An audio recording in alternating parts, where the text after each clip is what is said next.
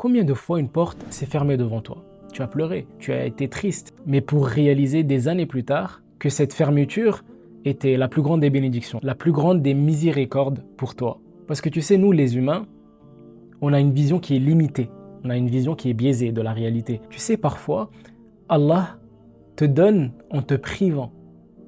Oui, il te donne en te privant. Et parfois, il te prive pour mieux te donner. Et le jour où tu comprends la sagesse derrière cette privation, derrière ce refus, eh bien tu te rends compte que c'est la plus grande des bénédictions. C'est le plus grand cadeau qu'Allah t'a donné. Et ça, c'est pour te dire à toi aujourd'hui que tu es un être humain et que tu n'es pas fait en pierre.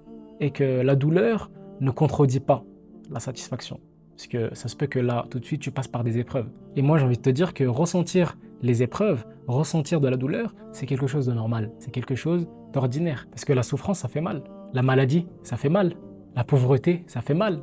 Le fait de perdre un proche, ça fait mal. Mais la vraie satisfaction, ar-rida, la vraie satisfaction, ce n'est pas de rien ressentir. Au contraire, tu es triste, mais c'est de ne pas s'opposer contre la décision divine. C'est de ne pas s'opposer contre la décision d'Allah, de Rabbi. Et d'ailleurs, le prophète lui-même a pleuré. Il a pleuré. Et quand les compagnons l'ont vu pleurer, ils ont dit « Ya Rasulallah, atabki wa anta Rasulallah » Ô prophète de Dieu, est-ce que tu pleures alors que tu es le prophète? Parce que le prophète, à ce moment-là, il avait perdu son fils, Ibrahim. Et il a dit une phrase qui restera gravée à jamais. « Inna al-'ayna la tadma' wa inna al-qalba la yahzan wa inna ala firaqika ya Ibrahim la mahzunun » L'œil pleure et le cœur est attristé. Et nous sommes profondément affligés par ta perte, ô Ibrahim. Mais nous nous disons que ce qui plaît à Allah. Nous nous disons que ce qui satisfait Dieu. Donc en soi, la vraie satisfaction, c'est d'avoir la certitude que derrière chaque épreuve se cache une immense miséricorde, un cadeau énorme,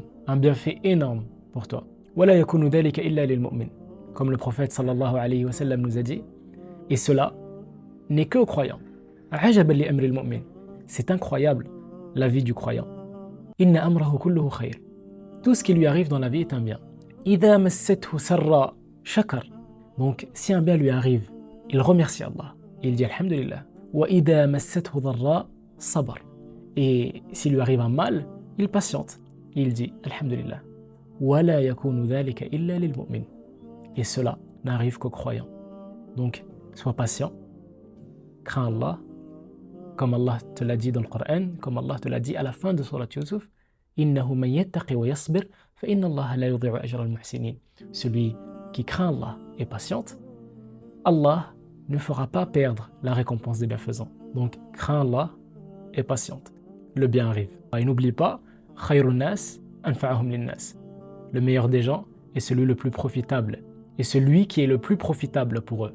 Wallah al-musta'an. Et sur ce, prends soin de toi. Wa dumtum fi amanillah.